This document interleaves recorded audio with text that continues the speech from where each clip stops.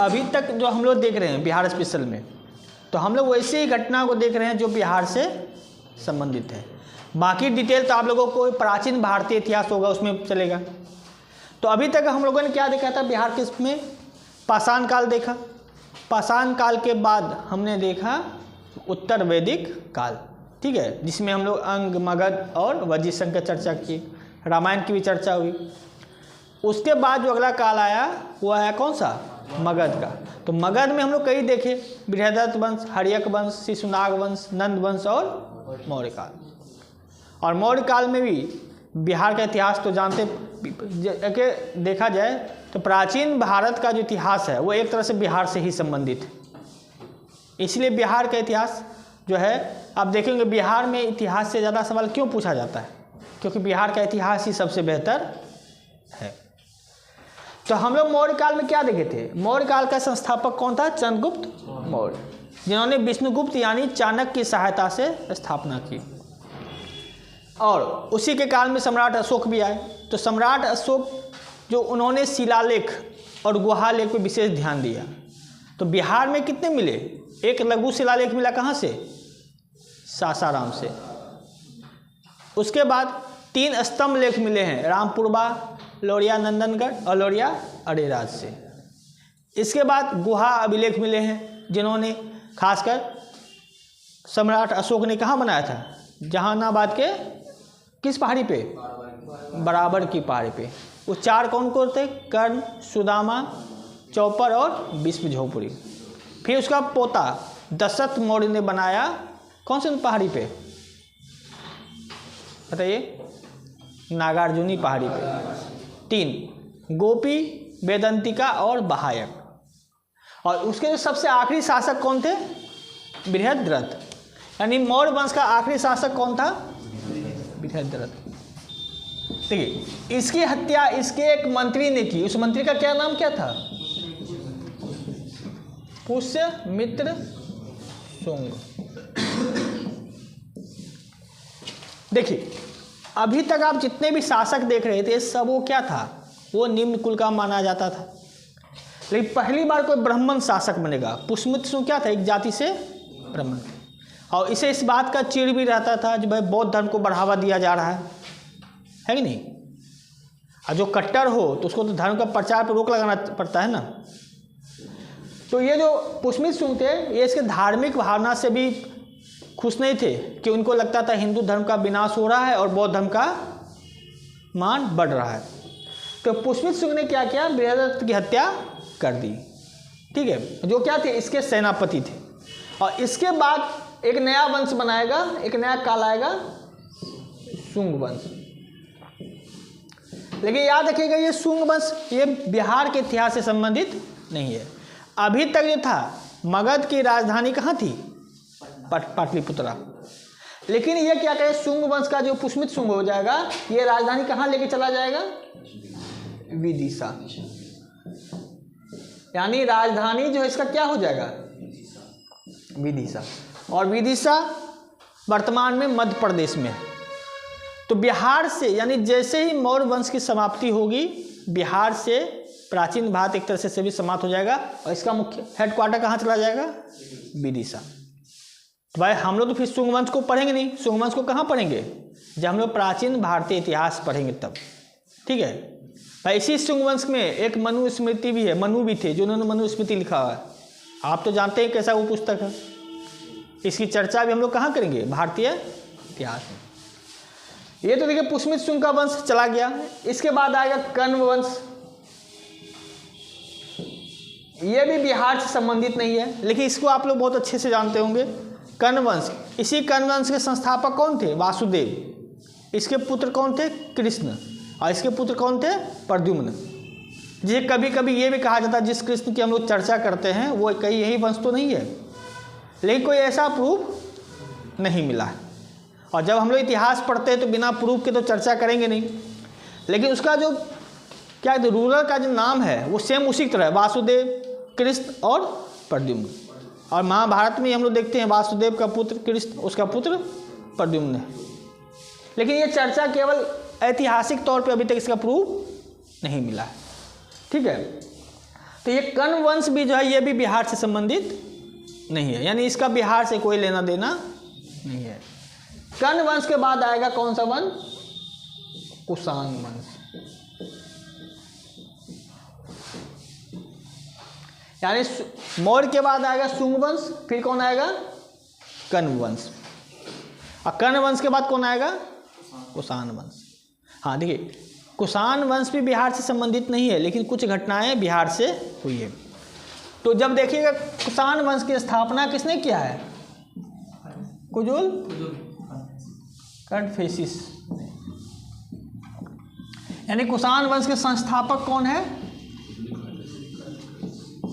और कुषाण वंश का जो मुख्यालय हुआ करता था, यानी राजधानी कहाँ पे थी?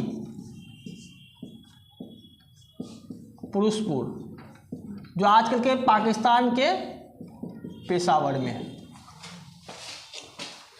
देखिए, उत्तर भारत में जब भी चर्चा होता है, जैसे हम लोग क्या करते हैं, इतिहास पढ़ते हैं तो भारत को दो भागों में बांट देते हैं, उत्तर भारत और दक्षिण भारत।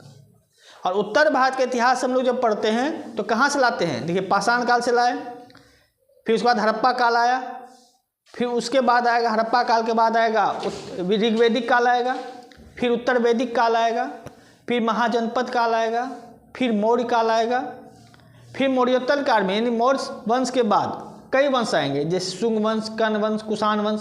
फिर इसके बाद आएगा गुप्त वंश आएगा, फिर हर्षवर्धन का काल आएगा, फिर उसके बाद जो है पाल प्रतिहार का काल आएगा, उसके बाद जो आएगा तब आएगा कौन सा? गुलाम वंश, जिसमें हम लोग देखेंगे अलाउद्दीन खिलजी, ये सब इल्तुतमिश को देखेंगे। तब आएगा मुगल, तब अंग्रेज और तब भारत सरकार। सबका एक सीक्वेंस है। तो लेकिन हम लोग तो यहाँ उत्तर भारत नहीं देख रहे हैं ना, हम लोग तो बिहार देख रहे हैं ना। तो उत्तर भारत में मौर्य के बाद शुंग आया, शुंग के बाद कण्व वंश आया, और उसके बाद कुषाण। एक कुषाण का जो मुख्यालय कहाँ था? पुरुषपुर, यानी पेशावर, जो आज के पाकिस्तान में। लेकिन यहाँ क्यों पढ़ते हैं? तो इसी के काल में एक शासक होगा कनिष्क, यानी कुषाण वंश का एक शासक होगा कनिष्क, जो कहाँ हमला करेंगे? पाटलिपुत्रा पर हमला करेंगे। कनिष्क जो है, यानी कुषाण वंश का शासक कनिष्क पाटलिपुत्रा पर हमला करेंगे, और पाटलिपुत्रा पर हमला करने के बाद यहाँ से वो 3 चीज़ ले जाएंगे। कौन कौन सी चीज़ ले जाएंगे? एक है अश्वघोष। अश्वघोष कौन था? एक दार्शनिक, यानी पाटलिपुत्रा पर हमला करने के बाद एक अश्वघोष को ले जाएंगे। दूसरा भगवान बुद्ध का भिक्षा पात्र, यानी जिसमें भीख मांगते थे वो। और तीसरा क्या ले जाएंगे? एक कुक्कुट। कुक्कुट समझते हैं आप लोग? वो कुकुर होता है बंगाल में, कुक्कुट। खाएं कभी कुक्कुट? खाए तो बहुत होंगे। क्या है? बिहार के सरकार का योजना भी चल रहा है कुक्कुट फार्मिंग। कुक्कुट फार्मिंग नाम सुने? बिहार का सरकार योजना। अरे यार, मुर्गा खाए हैं? वो मशरूम, कुक्कुट होता है मुर्गा। बिहार सरकार कुक्कुट फार्मिंग योजना भी चल रहा है, मुर्गी पालन का। ठीक है, तो देखिए, कुषाण वंश भले शासन कहाँ से करता था? पुरुषपुर राजधानी, वहाँ पेशावर से। लेकिन इसका शासक कनिष्क था, वो पाटलिपुत्रा पर हमला किए, और यहाँ से एक विद्वान ले गए अश्वघोष, एक भिक्षापात और एक कुक्कुट। ये 3 चीज़ों को यहाँ से ले गए। ठीक है, तो ये चीज़ जरूर याद रखा जाता है। पाटलिपुत्रा पर हमला कब हुआ था? मौर्योत्तर काल में। किसके द्वारा? कनिष्क के द्वारा। ठीक है, इसके बाद आप ये भी देखिएगा, कनिष्क के काल में ही चौथी बौद्ध संगीति होगी। कब? 72 ईस्वी में। 78 ईस्वी में तो वो कैलेंडर बनाएगा जो भी हम लोग चल रहा है, विक्रम संवत। ये जो हम लोग कैलेंडर देख रहे हैं ना, ये हिंदू धर्म का कैलेंडर, ये कनिष्क के द्वारा ही बनाया गया है। ठीक है, तो देखिए फिर से यहाँ से एक देखते हैं मौर्यकालीन में जब मौर्य वंश खत्म होगा तो शुंग वंश आएगा, लेकिन शुंग वंश कहाँ चला जाएगा? विदिशा। इसी में कर्ण वंश भी आएगा, इसका भी कोई बिहार से संबंधित इतिहास नहीं है। कुषाण वंश भी है जो कहाँ पाकिस्तान के पेशावर से अपना कंट्रोल कर रहा है, लेकिन इसमें एक घटना है जो पाटलिपुत्रा पे हमला हुआ, जिसमें 3 चीज़ों को ले गया, अश्वघोष, भिक्षापात्र और कुकुट को।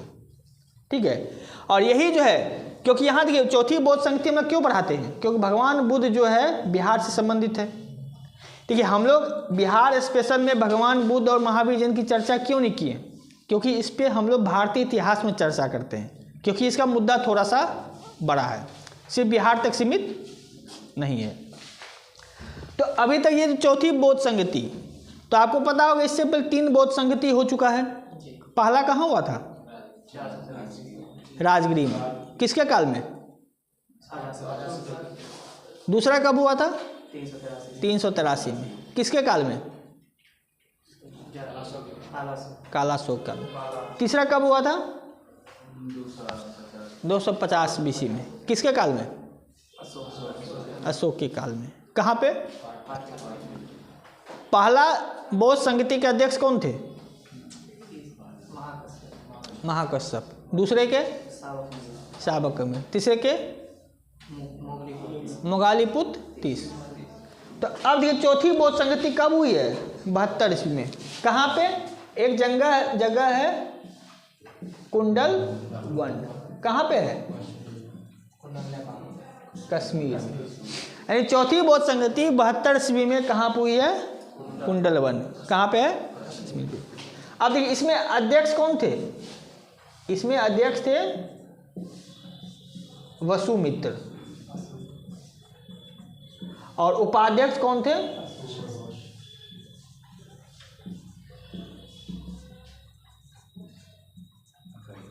अश्वघोष। यानी चौथी बौद्ध संगति कनिष्क के काल में हुआ है। कहाँ पे? कुंडलवन, कश्मीर में। ठीक है, और इसके अध्यक्ष कौन थे? वसुमित्र और अश्वघोष। लेकिन हाँ देखिए ये जो चौथी बौद्ध संगति है, इसमें क्या हो गया? बौद्ध धर्म में बंटवारा हो गया। किसमें किसमें?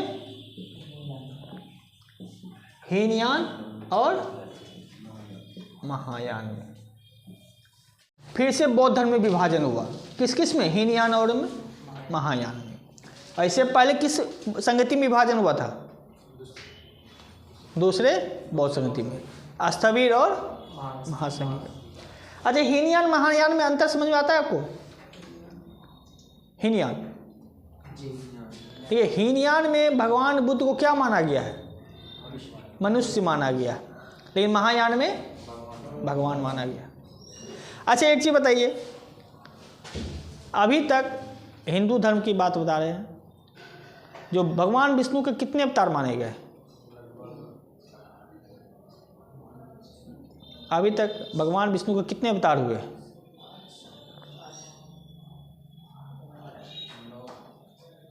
9 अवतार हुए हैं। तो 9वां अवतार कौन सा है? वो तो 10वां होगा, जो मूवी भी आया है कल्कि का अवतार, भगवान बुद्ध को।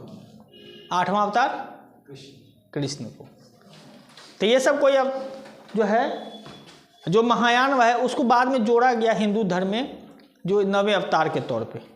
ठीक है, तो हम लोग मौर्योत्तर काल में देखते हैं, बस इतना ही पार्ट देखते हैं। ठीक है, इसके बाद फिर गुप्त काल में चलेंगे। मौर्योत्तर काल में देखेंगे खासकर ये वाला पार्ट, कनिष्क वाला पार्ट और चौथी बौद्ध संगति। तो यहाँ तक लिखिएगा।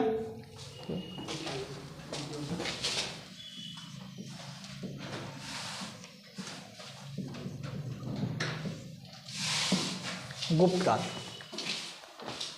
देखिए, मौर्योत्तर काल जो था, चाहे वो कुषाण वंश हो, चाहे शुंग वंश हो या कर्ण वंश हो, इसका इतिहास बिहार से ज़्यादा नहीं है। लेकिन अब देखिए जो गुप्त काल आएगा तो आप देखें गुप्त वंश की स्थापना किसने किया है? श्री ग्रुप ने। ये कौन थे? कुषाण के सामंत थे। ये कौन थे? कुषाण के, यानी उसके यहाँ एक अधिकारी थे। ठीक है, लेकिन वास्तविक संस्थापक जो माना जाता है वो गुप्त वंश का कौन सा है? वो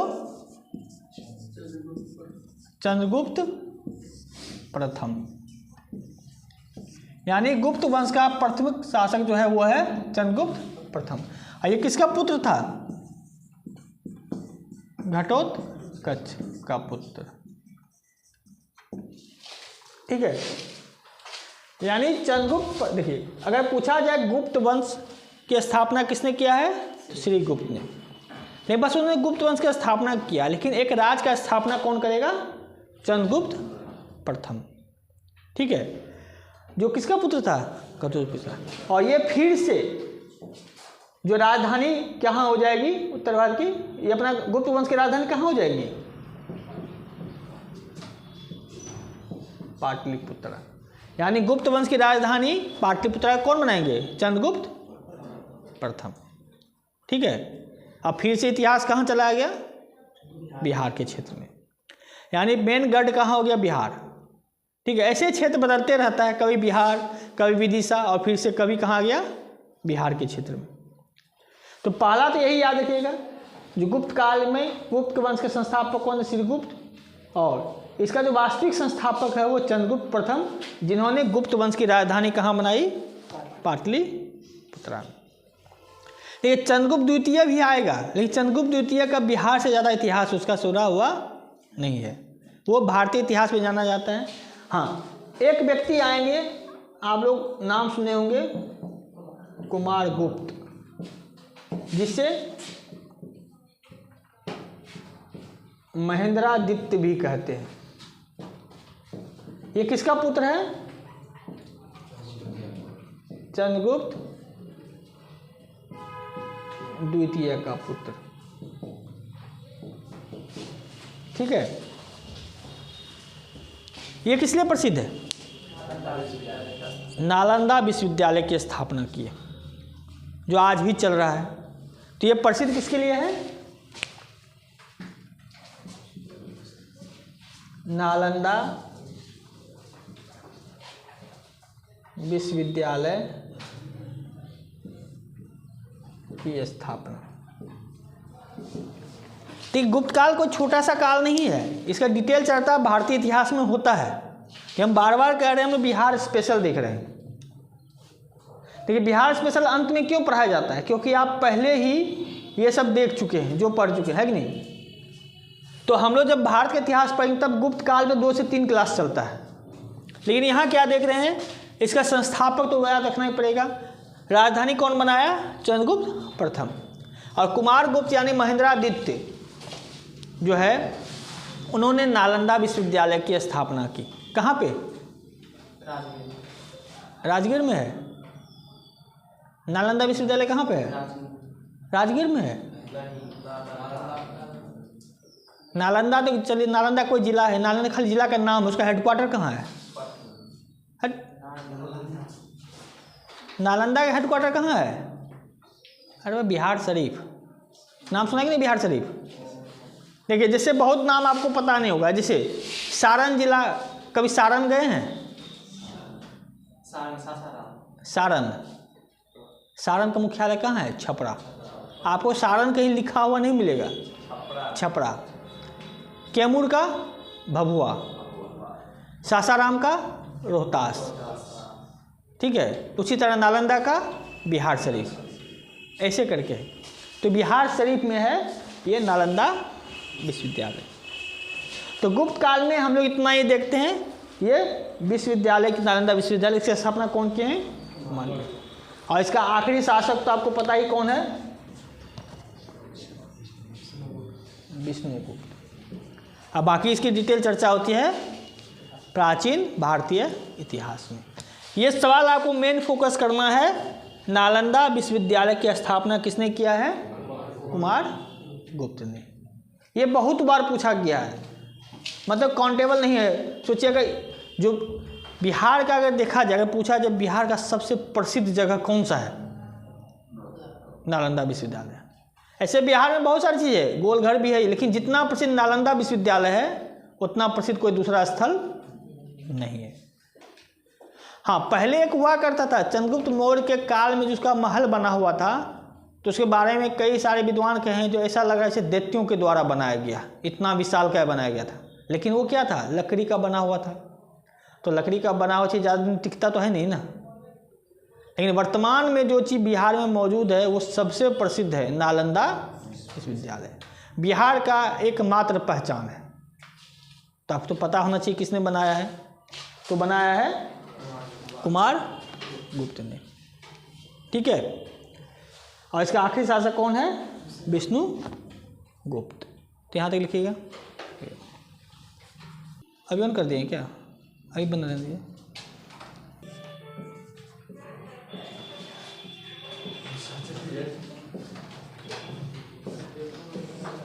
ऑन करिएगा।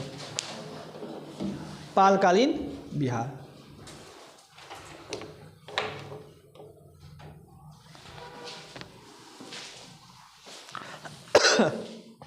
पालकालीन बिहार।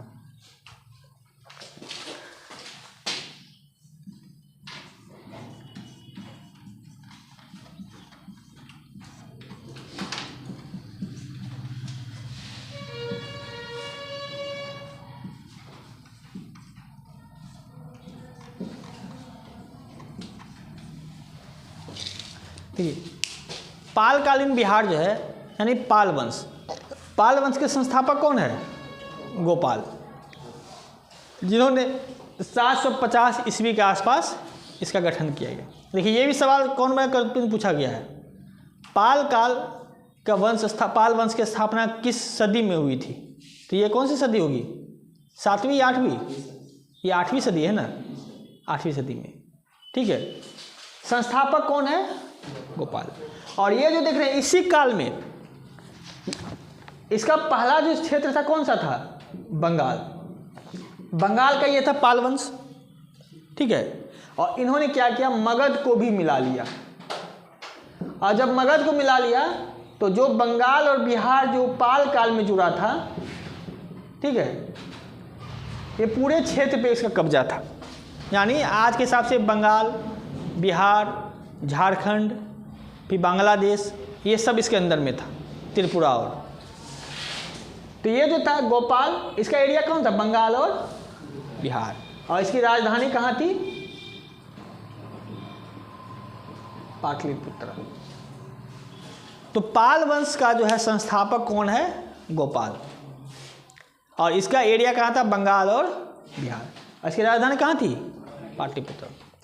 देखिए अभी आपने देखा था नालंदा विश्वविद्यालय कहाँ पे है, बिहार शरीफ में। किसने स्थापना किया, कुमार गुप्त। अब गोपाल भी जो एक संस्था का निर्माण करेगा विश्वविद्यालय का, जिसका नाम होगा ओदंतपुरी विश्वविद्यालय। कहाँ पे है, हैं, कहाँ पे है, ये भी है आपको बिहार शरीफ में। भागलपुर विक्रमशिला है जो धर्मपाल करेंगे, ठीक है। देखिए संस्थापक कौन है, गोपाल। और इसके काल में राजधानी कहाँ थी, पाटलिपुत्रा। और इन्होंने क्या किया, ओदंतपुरी विश्वविद्यालय की स्थापना भी की है, ठीक है।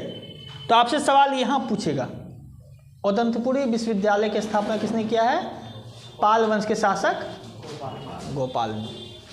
देखिए इसके बाद जो शासक बनेगा धर्मपाल। इसके बाद शासक कौन बनेगा, धर्मपाल। और धर्मपाल किस लिए जाना जाता है, एक तो आप जान ही रहे हैं किसके लिए, विक्रमशिला विश्वविद्यालय की स्थापना। कहाँ पे विक्रमशिला, भागलपुर में।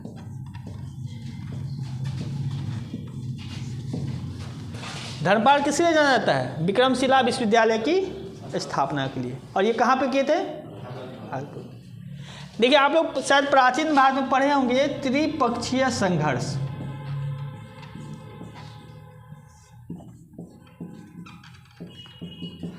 देखिए जिस समय की बात करें 8वीं सदी में सबसे महत्वपूर्ण क्षेत्र हो गया था कौन सा, कन्नौज, जो आज के कानपुर के आसपास का क्षेत्र है। यानी पटना के बाद, पाटलिपुत्रा के बाद जो सबसे महत्वपूर्ण क्षेत्र बनेगा कौन? कन्नौज, जो यूपी में किसके पास है? कानपुर के पास। इस कन्नौज पे कब्जा करने के लिए 3 जो है शासक आए, 3 राज्य का। इधर से यानी पूरब से कौन? पाल। पश्चिम से कौन? प्रतिहार। और दक्षिण से कौन? राष्ट्रकूट। देखिए मेन जो क्या था, कन्नौज पे हमला करना चाहता था पाल और प्रतिहार। प्रतिहार राजपूत हुआ करता था, जो राजस्थान गुजरात के बॉर्डर पे होता था। अब ये चाहता था कन्नौज पे हम कब्जा कर ले, ताकि पूरे उत्तर भारत को कब्जे में कर ले। कि देखिए कानपुर बीच में पड़ जाता है ना, इधर से बिहार पे भी कब्जा कर सकते हैं और उधर भी कर सकते हैं।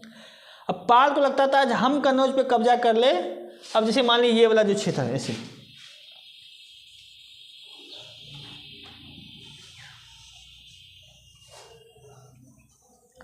चलिए, अब यहां पे कन्नौज है। अगर ये वाला क्षेत्र देखिए, यहां से क्या इतने पूरे एरिया कंट्रोल करना आसान है कि नहीं? यहाँ पे आपका पटना है, चलिए पाटलिपुत्रा।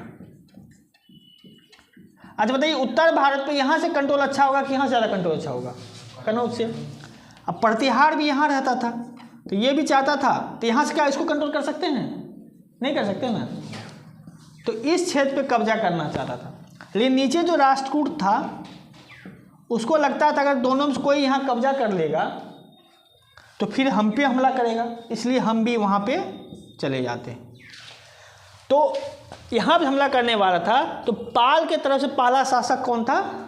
धर्मपाल।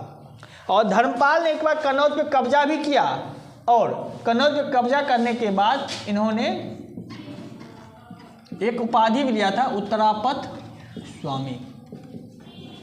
यानी धर्मपाल ने जब कन्नौज पे हमला किया, यानी इस दोनों को हराया और कन्नौज पे कब्जा किया, तो इन्होंने कौन सी उपाधि ली? उत्तरापथ स्वामी की। ठीक है।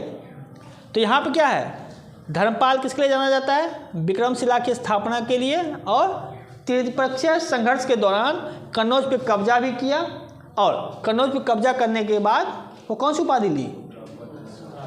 उत्तरापथ स्वामी की। बंद कीजिए।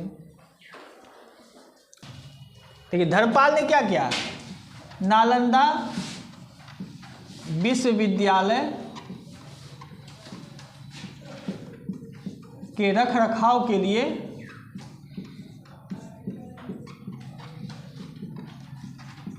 200 गांव दान दिया था। नालंदा विश्वविद्यालय रख रखाव के लिए, मतलब इसका मतलब क्या हो गया बताइए तो? नालंदा विश्वविद्यालय रख रखाव के लिए 200 गांव दान में दिया, इसका मतलब क्या हो गया? खर्चा किस पर किया जाएगा?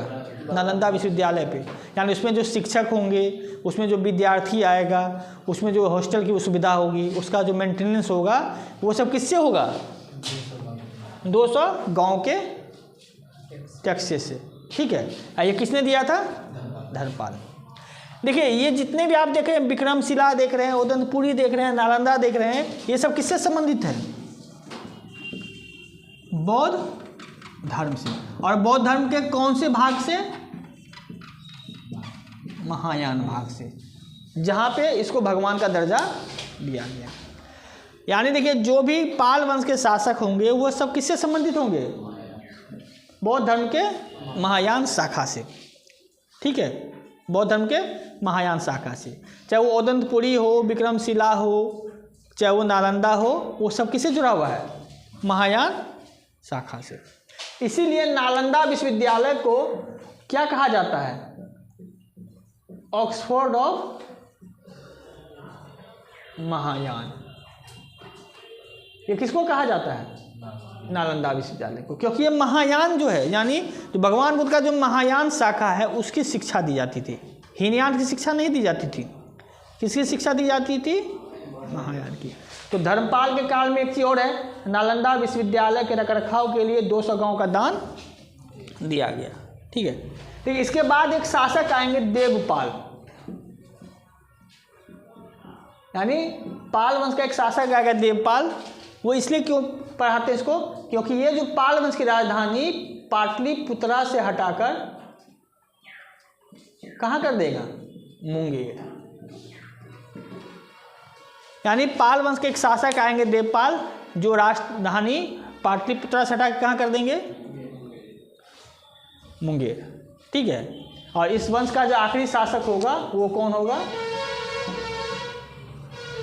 गोविंद पाल। यानी पाल वंश का अंतिम शासक, जो कब तक 1158 से लेकर 1162 तक रहेंगे। तब समझिए 750 से लेकर के 1162 तक जो है इन लोगों का शासन रहा। यानी 8वीं सदी से लेकर के 12वीं सदी तक। ठीक है, तो लिखिए यहाँ तक कर दीजिए।